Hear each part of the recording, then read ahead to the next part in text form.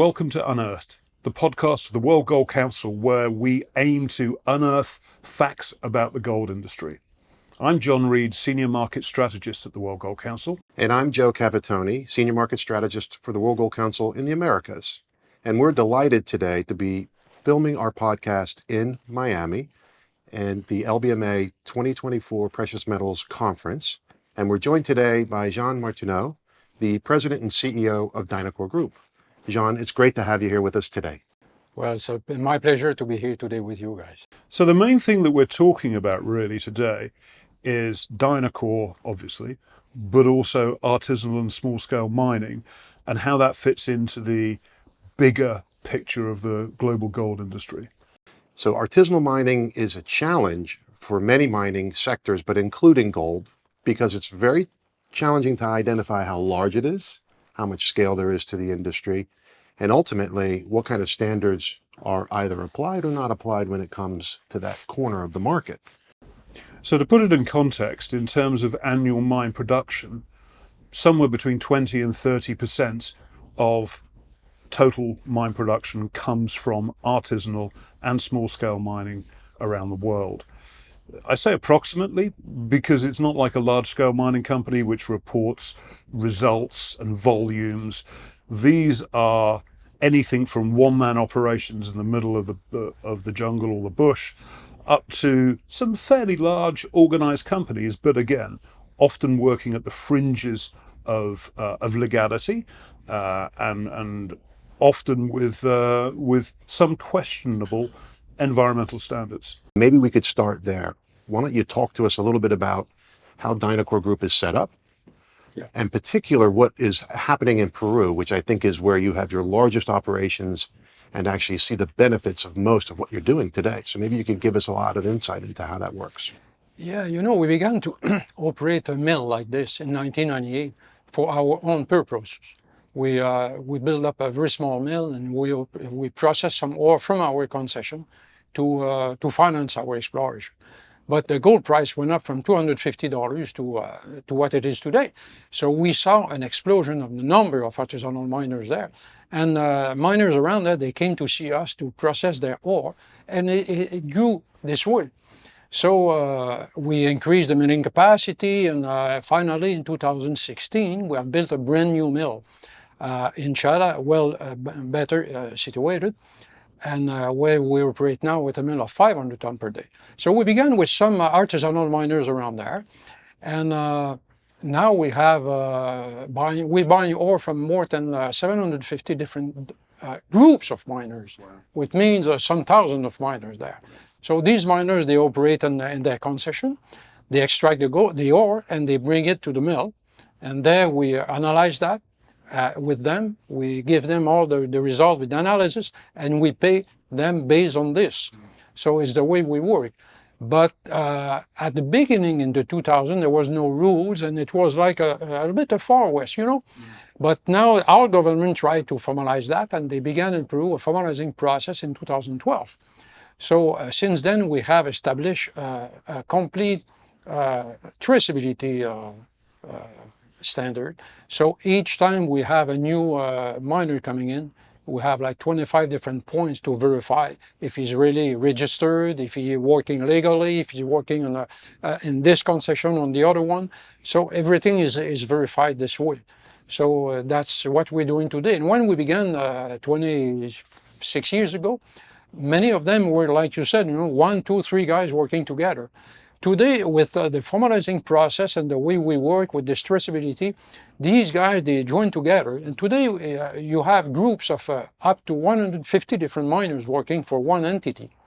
But many are maybe 10, 25, 30. It has improved a lot over the years. But we still have some providers of very small lot with a very high grade. But the tendency is to join the forces together for them and to produce more. So it's the way it is today. So we have all these providers, and it's going pretty well. So 750 groups, yeah, and those groups can be up to, you say, 100, 150 people potentially? Well, I would say the biggest group in our case may be 150 guys. Right. But I would say a lot are just small groups too. So it's the same rule. You know, the rule 80-20. Yeah. Sure. We have 20% of our providers, they provide 80% of the ore, for example. These are the big guys, but you have many small guys producing small amount. So I would say, I don't know how many exactly, but they should be probably between 4,000 and 5,000 miners extracting ore, Wow. which is sold to us. Maybe you could talk a little bit about how the Peruvian government or your work with the government and the mining community has kind of developed more of this framework that sounds pretty robust. If you're moving 750 different operations, that's pretty substantial. Yeah. Well, the government began what they call a formalizing process, REINFO, in 2012, to try to formalize all these guys. So it began there. And we're working with the artisanal miners and with the government to try to follow that and push the artisanal miners to get formalized completely. That's why now we have a list of 25 different points to verify. So if you come to the mill the first time, we're gonna verify your identity, if you're enlisted in the mining department, if you have your permit, where you extract your ore, on which concession. We're going to verify the concession. It's listed in the mining department. And who's the owner? Are you the owner? Do you have a contract with the owner? And all these stuff, you know. Right. And from there, we're going to do what we call a metallurgical test, because some ore, we may not be able to process it. And we have to know exactly what is the percentage of gold in this ore we can extract. Because you may have an ore with a possibility to extract 97% of the gold, and another one that would be 70%. So we have to know that to establish a price to buy that. So this is the way it works. So the miner, when he comes to the mill, we weigh the truck, we unload the truck, we weigh the truck again, always with the miner. We're going to crush it right away, and we're going to sample that right away. From there, we're going to take like a 60 kilos sample. We process it in a very small dry mill. We take out of that like 10 kilos of ore, like a very fine powder. We go to the lab still with the miner. And there we're going to split that in 4, and we give him 1. That's for him. And we're going to send 1 right away for analysis. Because usually the miner will get the results in less than 12 hours, 24 hours maximum, and we can pay him right away. And we put 2 on the side, because sometimes the grade is so high we need a second type of analysis. We take the second sample, we put on the side. And this guy, he will go with his sample. He can have it analyzed in any lab in the country. You have many labs, more or less efficient. And if he has a lower grade than us, we don't hear from him. But he has a higher grade, he's going to come back and say, guys, you told me I have a 0.75, and here they tell me a 0.91. Okay, guys, we take the last sample on the side, and we send it in Lima to ALS Chemex or SGS, an internationally recognized lab. And there we're going to pay based on this report. And we use this analysis we do regularly, not all the time, but regularly. We use that to verify our own analysis.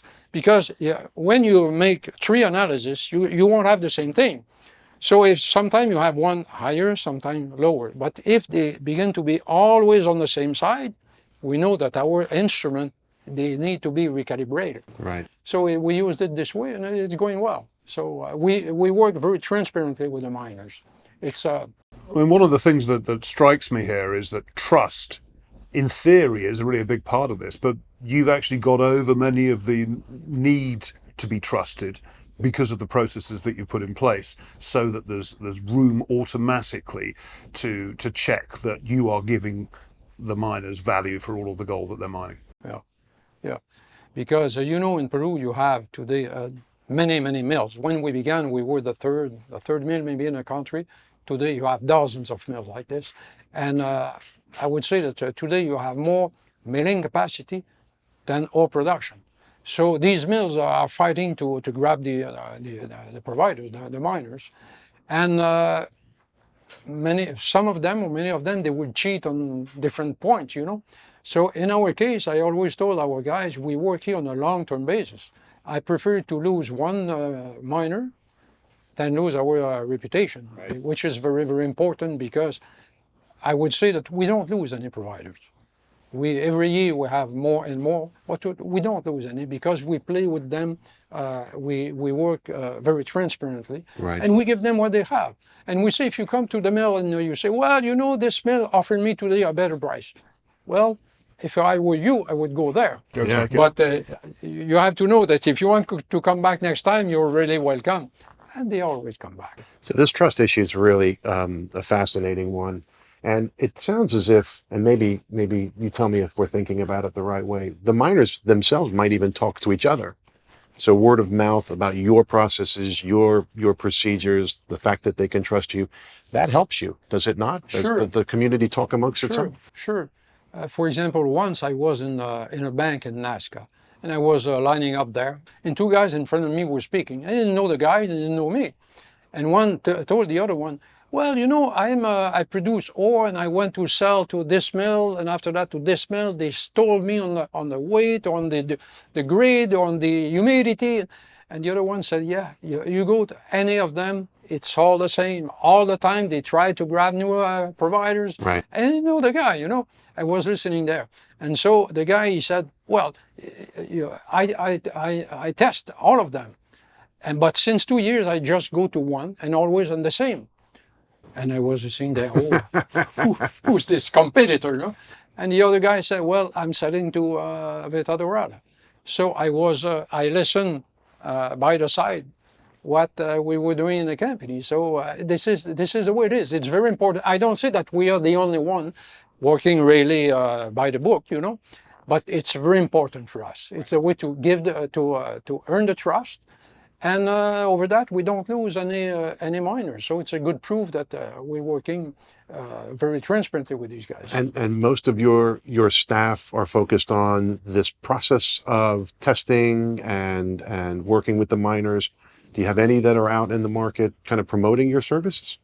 Well, we have in the country about 50 to 60 guys working to see these are the buyers of the ore. You know, they go to see on the side the different providers, the different miners, and we test that at a mill. So it's very I follow up completely on this to be sure that everybody comply with that, right. And we play transparently with these guys. So we've spoken a lot about the payments that go to the miners. Yeah. How do you calculate that payment? Do they get 98% of the gold price? Do they get 95% of the gold price? How does it work? Yeah, it's a long formula, but we take the gold price in the morning. Let's say we subtract a small amount for the daily variation, and after that we have to analyze how much gold we can get out of this ore. What is the how much for example, how much chemical we're going to need for that, because all these ore, it's not like you work in a mine with one kind of ore. We have 750 different mines providing ore. We have to mix that, so we have to know what kind of ore we can buy, at what conditions we can buy that, and after that how to mix that to have a regular feeding at the mill. So it's where we have a know-how we built over the years. The first years were the recovery rate every month was going up and down like this, you know. So we had to learn how to control that, and this is the main part of that. Jean, you mentioned that you work with more than 750 groups. Obviously, there's a level of compliance that you go through when a new mining group comes to you. You've mentioned the checklists and the information that they've got to provide. But how do you ensure that continues? How do you know that each time that truck comes up with the company or the group that it's representing, how do you know that it's coming from the same site that it was before? Well, let's put it straight. It would be impossible to have a 100% security on that. But if we have 95, it's already very good. So we have like 60 guys going to see these miners all the time. So they are our first eye, verifying on the spot. If somebody wants to sell us and they usually sell, let's say 1,000 tons per month, he had to have some development there. And if we see that the development is just for 100 tons per month, we're going to see that it doesn't come there, so we're going to cut it there. And we have over that a group of 10 geologists. And their job is going to visit all these miners all the time. It's their full-time job to visit the guys, to help them technically as much as they can, because sometimes the miner will come and they say, oh, it's finished, I can't continue because my vein is cut there. And like straight, and we say, no, a vein is just open like this and closed like this. So we say, we're going to send a geologist there. So we have geologists going to them to help them. At the same time, they can check if everything is okay. And at the beginning of this year, we put to a group of mining engineers. So now we have 2 or 4, and we're going to go to 10 of these mining engineers. It's going to be the same thing. They're going to have to go visit the miners and offer them help to maybe better their way, produce more with what they have, or with improved security. And it is the way we work with the miners to help them. So this way we earn their trust, and it's a win-win situation for them and for us. So let's talk a little bit more about that, because I think in the media, to people who aren't in the category, what you hear a lot about is bad practices, just illegal practices. Maybe you could talk a little bit more about what you're doing with local communities, this ESG standards that you might be applying, and how you bring that into these local mine sites. You've started to indicate that a little bit around the geology going onto the site, etc. Yeah. So it's something we improve every year, So now we are with this geologist group, with the mining engineering group. We have established an NGO with our client, Prisinox in Switzerland, where they can sell our ore with a premium over the gold price. And this premium is funneled to an NGO in Peru called FIDAMAR. And this NGO invests only in education, mainly in education and health, and sometimes maybe in sports or culture, but mainly it's education and health. So this money is invested, doesn't go in the pocket of the miners. It goes in the community where these miners work or where they come from. So we invest in the school, the local school, the health system, and we help the communities this way. So we work with them on that way to. And we have a pretty good budget now. From now we're generating with this almost $1 million per year. So it's good money to invest in these communities. And we establish, grant for students after because in these villages often you have a primary school, secondary school, and no more. And many of them, they don't have money to go to continue their education. So we give some grant for a good student to continue their education. And we gave a brand new ambulance to the child hospital, for example. We built a computer laboratory in different schools, stuff like this, So it's very, very appreciated. And we organized for the last 2 years, we're organizing 2-3 times a year with a group of an hospital in Arequipa, a group of doctors and dentists and all these specialties. They come, they're 25 or 30, they come in a village and they pass almost all the people of the village there. So it's very, very appreciated. And all of this funding for the NGO in Peru comes from a premium that customers are prepared to pay for the artisanal gold because of the standards to which that you are collecting it and processing it. Is that correct? Yeah, for FIDAMAR. But beside that, Dynacor, through his subsidiary, Veta Dorada, we put some other monies because we have decided at the board some years ago that 1% of our net profit will be dedicated to health. So both we're working with FIDAMAR and in this aspect. We invest this money in these villages. So schools. So it comes from 2 sides. Schools, hospitals, education, computing facilities, modernization of the communities. Wow, that's pretty amazing stuff. And do you do any in infrastructure, roads and so forth? Yeah, well, we did. We're doing infrastructure mainly in schools or in health center. For example, now we are installing a system to have clean water in some school in Huanca, for example, we're installing internet communication to be able for these schools to be able to connect to the national system, and this way. So yeah, no, we're doing a lot. It's very interesting what we can do, because they are so far away. They are almost forgotten by the central authorities. You know, they are too far away, small villages, but they need that. So we work with them on this. You've spoken a lot about Peru. Where's next? Where are your aspirations? Because obviously artisanal mining is not just limited to Peru, and it's not just limited to South America. Sure. So where is Dynacor Group going to be heading to in the future? Well, just last week we published a press release on our project in Senegal. So now what we want to do is to build a pilot plant in Senegal to start with. Why a pilot plant? Because the miners, they work differently in Africa than in South America.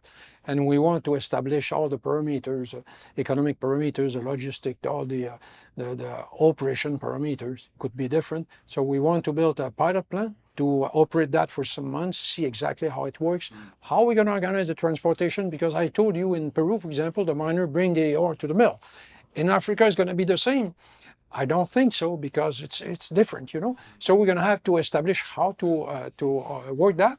And once it's done, there we're going to build a commercial mill.